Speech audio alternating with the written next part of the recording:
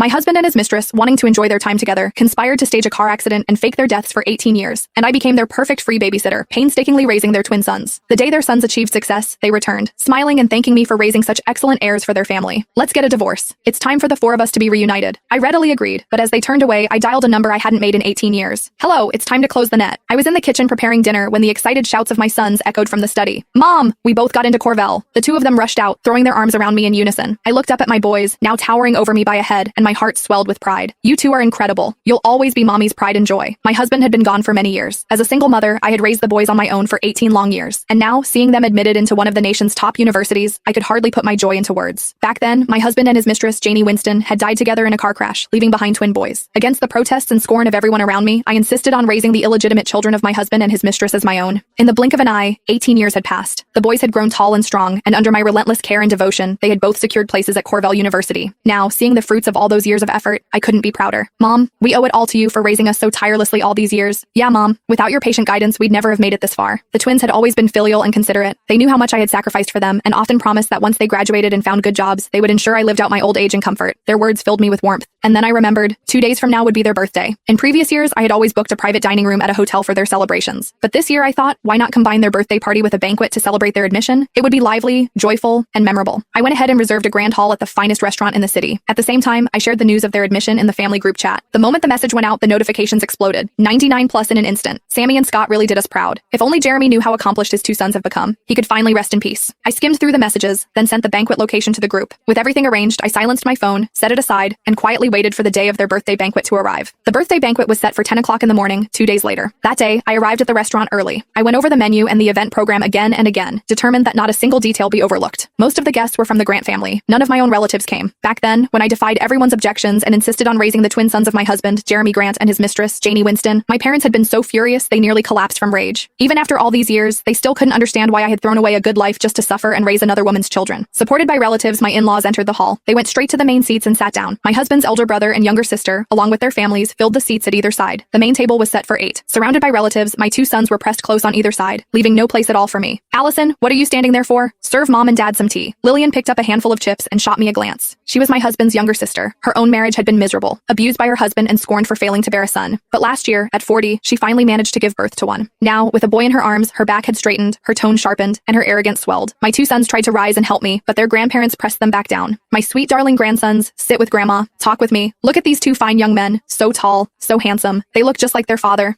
I'd say they take after Janie more, Jeremy's brother muttered. My in-laws shot him a glare so sharp he shrank back into silence. I circled the main table, pouring tea, refilling wine glasses. Finally, unable to bear it,